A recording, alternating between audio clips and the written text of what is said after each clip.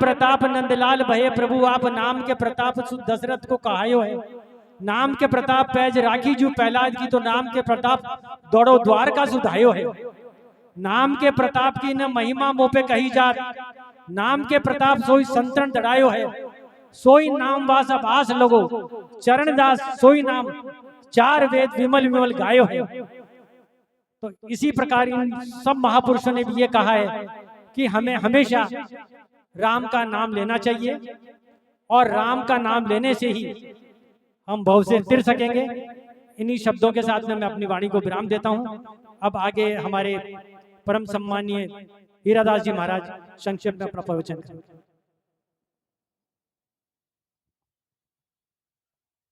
Hello, एक बार सभी जाने वाले प्राणी के मात्र अपने तन मन से जयकारा लगाएंगे। बोली स्वर्गवासी आत्मा की जय हो, माता पिता गुरुदेव की जय हो। क्योंकि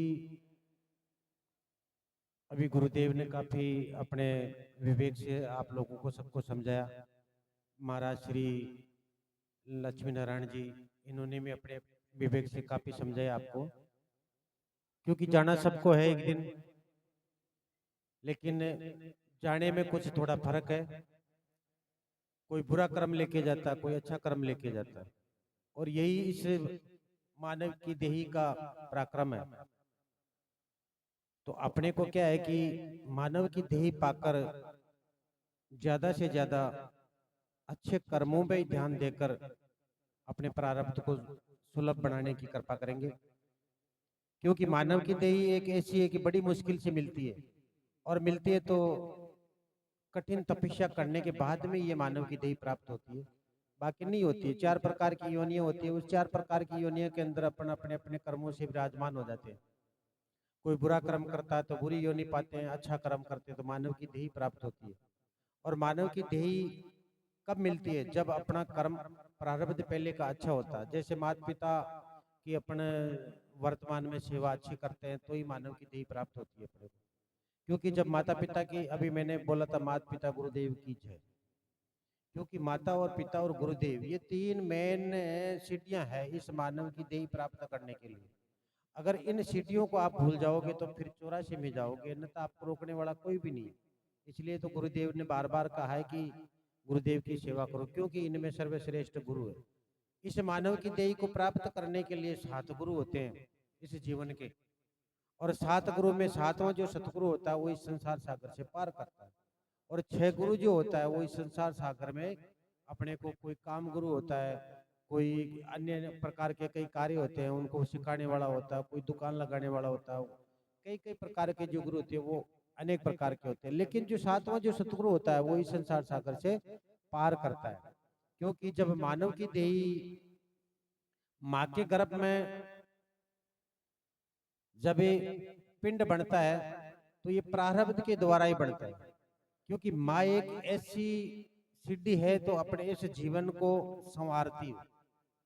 और मैं तो ये कहता हूँ कि जो आदमी माता पिता और गुरुदेव की सेवा नहीं करता है वो आज तक उसका जन्म हुआ ही नहीं। आज तक उस मानव का जन्म नहीं हुआ। माता पिता के गर्भ में से अगर मानव निकलता है और फिर उस माता पिता को भूलता है तो वो मानव नहीं है, वो दानव है। क्योंकि माँ एक ऐसी होती है, अपने बच्चे के ऊपर करुणा करती है। गुरुदेव ने कहा है कि दुनिया में सबसे माता बड़ी दयाधारी। मैं संक्षेप में ही कहूंगा क्योंकि समय भी थोड़ा, अगला कार्यक्रम भी चालू होगा अभी थोड़ी देर बाद में, तो मैं 5 मिनट का समय लेऊंगा। 5 मिनट में मेरी वाणी को मैं विराम दूंगा। क्योंकि माँ के बिना इस संसार सागर की कभी उत्पत्ति नहीं होती। कि दुनिया में सबसे माता बड़ी दयाधारी, 3 लोग 4 खानी, माने बाग लगाया, तब में ज्ञानी ध्यानी सूर वीर योद्धा पाया, त्यागी और बैरागी सारे माँ के उधर आया। और ऋषि मुनि योगी सन्यासी सिद्ध संतन अवतारी, दुनिया में सबसे माता बड़ी दयाधारी। जितने भी जो योगी देवी देवता ऋषि मुनि सन्यासी और महापुरुष, ये सब माँ की देन है। माँ के सिवाय इस दुनिया के अंदर कोई भी नहीं है। और माँ के गर्भ में अगर ये मानव की देह प्राप्त करके माँ के कोख से 9 महीने बाद में बच्चा जब बाहर आता है बाहर आने के बाद में जवान होता है, और जवान होने के बाद में अगर माता पिता को भूलता है तो उस जैसा कोई दानव नहीं है, और उस मानव को कहीं इस संसार सागर में कोई जगह भी नहीं है। इसलिए गुरुदेव बार बार कहते हैं कि माता पिता गुरुदेव की सेवा करो, क्योंकि गुरुदेव ही इस जीवन को पार करने वाले हैं। मैं इसी शब्दों के द्वारा मेरी वाणी को मैं विराम देता हूँ, क्योंकि बोलने को तो सब कुछ आगे है, लेकिन आगे का प्रोग्राम भी सुचारू रूप से चला रहेगा तो अच्छा रहेगा। बोले सतगुरु दीन दयाल की जय हो, जय हो।